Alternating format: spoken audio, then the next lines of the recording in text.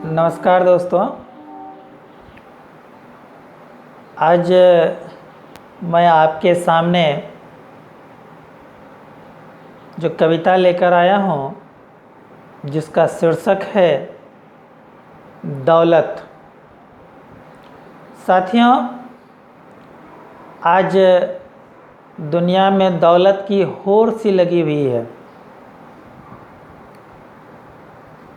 जिनके पास दौलत है, पैसा है, धन है, वो दुनिया की हर चीज़ को अपने इस दौलत की तराजू से तौलना चाहते हैं, अपने इस दौलत से खरीदना चाहते हैं, खरीदने का प्रयास करते हैं। ऐसा लगता है कि जिनके पास दौलत है, दुनिया की हर चीज़, हर सुख जो वह चाहे प्राप्त कर सकता है। परंतु मेरी भावना कुछ और है साथियों। मेरी भावना ये है कि दुनिया की हर चीज़ को आप दौलत से नहीं खरीद सकते हैं, नहीं ले सकते हैं। जब तक प्रभु की इच्छा नहीं हो, ईश्वर की इच्छा नहीं हो, आपके भाग्य में नहीं हो, तब तक आप उस चीज़ को प्राप्त नहीं कर सकते हैं, चाहे आपके पास कितना ही दौलत क्यों ना हो जाए। दौलत से आप सुखों का सेज, बिछावन तो खरीद सकते हैं, परंतु नींद नहीं।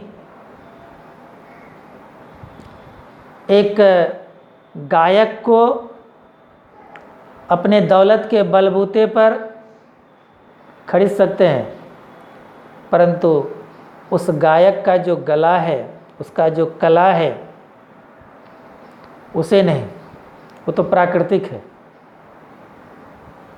इसलिए मेरी भावना है, हालांकि ये बात सत्य है आज के समय में, आज के युग में, कि दौलत बहुत बड़ी चीज़ है, पर उतनी भी बड़ी चीज़ नहीं है जिससे कि आप दुनिया की हर वस्तु को आप पा सकते हैं। उसके लिए आपका भाग्य विधाता साथ का होना जरूरी है, क्योंकि जब तक आपके भाग्य में, आपके किस्मत में उस चीज़ की प्राप्ति नहीं है, दौलत रहते हुए भी आप नहीं पा सकते हैं। दोस्तों, मानते हैं दौलत बहुत है आपके पास, अगर शरीर में सुख नहीं है तो फिर आप अगर चाहिएगा कि हमारा दर्द अभी ख़त्म हो जाए तो नहीं होगा, नहीं होगा। तो फिर दौलत से कहाँ खरीद पाए। चलिए कविता की ओर बढ़ते हैं जिसका शीर्षक है दौलत। हर चीज़ तौलना चाहते दौलत की इस तराजू से, हर चीज़ तौलना चाहते दौलत की इस तराजू से, पर खरीदी नहीं जा सकती हर चीज़ दुनिया की इस दौलत से। हर चीज़ तौलना चाहते हो दौलत की इस तराजू से, पर खरीदी नहीं जा सकती दुनिया की हर चीज़ दौलत से। खरीद सकते हैं सागर, पर सागर की लहर नहीं।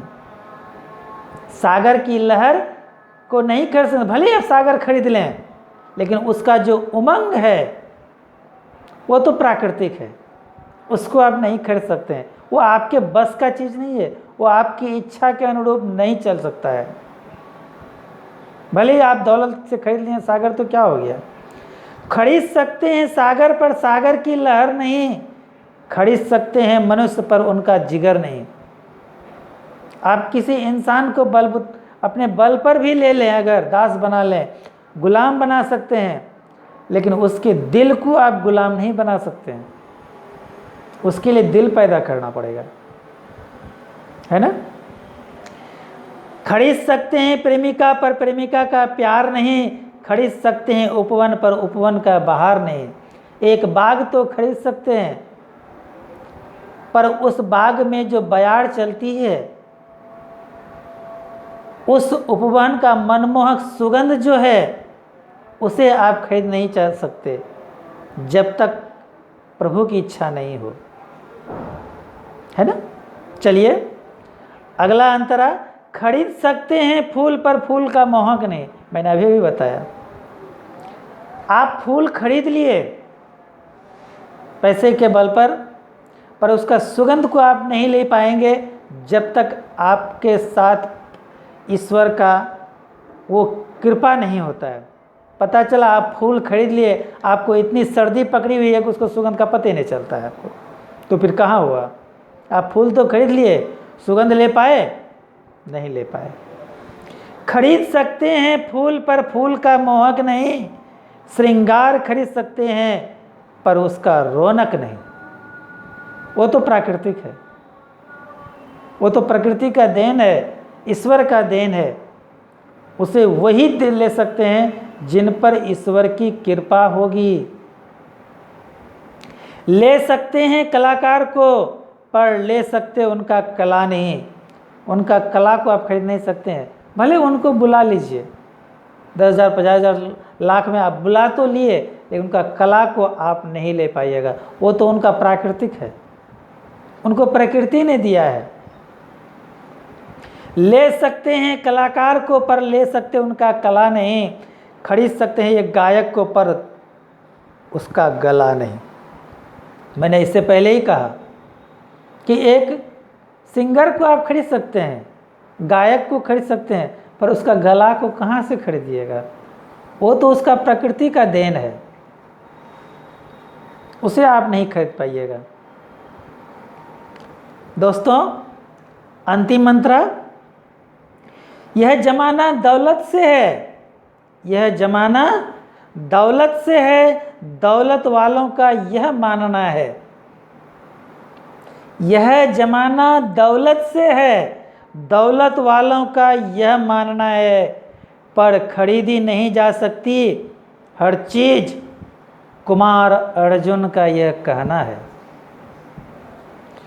यह जमाना दौलत से है, दौलत वालों का यह मानना है, पर खरीदी नहीं जा सकती दुनिया की हर चीज, कुमार अर्जुन का यह कहना है। धन्यवाद दोस्तों। आशा है आपको यह कविता एक प्रेरणादायक के रूप में साबित होगा, और अगर आपके अंदर भी कहीं दौलत का ये घमंड, ये गर्व छुपा है और प्रकृति से आप कहीं दूर चले गए हैं, तो मेरी ये कविता शायद आपके उस गर्व को, उस अहंकार को दूर करने का प्रयास करे और आप प्रकृति से जुड़ने का प्रयास करें, प्रकृति के समीप आएं, प्रभु के शरण में आएं, ईश्वर भक्ति के शरण में आएं, क्योंकि इससे बढ़कर के कुछ नहीं है। हर चीज़ हम पैसे के बलबूते पर नहीं ले सकते हैं। मेरी श्रद्धा, मेरी भक्ति, मेरी भावना भी कुछ है जो प्रकृति ने मुझे दिया है, और वो अनमोल रतन है। वो अनमोल रतन है जो प्रकृति स्वरूप मुझे प्राप्त है। इसलिए दोस्तों, दौलत से हर चीज़ को खरीदने का हमें प्रयास नहीं करनी चाहिए, अर्थात दौलत होने के बाद हमें गर्व नहीं करनी चाहिए, घमंड नहीं करनी चाहिए, अहंकार हमारे अंदर नहीं होना चाहिए। ये अहंकार सबसे बड़ा शत्रु होता है। इस अहंकार को हमें दूर करना है, चाहे किसी भी प्रकार का अहंकार हो। अहंकार अच्छी बात नहीं है, इसे दूर करना है। धन्यवाद दोस्तों। उम्मीद है यह कविता आपको पसंद आया होगा। अगर पसंद आए तो अपने दोस्तों, साथियों, रिश्तेदारों के बीच शेयर ज़रूर कीजिएगा, लाइक कीजिएगा, और आपका फीडबैक हमें चाहिए, इसके लिए कमेंट ज़रूर कीजिएगा। और दोस्तों, मेरी त्रुटियों को ध्यान में न रखते हुए अगर कहीं पर भी किसी प्रकार की गलती हो रही है मुझसे तो उसे क्षमा करेंगे और कविता का आनंद उठाएंगे। धन्यवाद दोस्तों।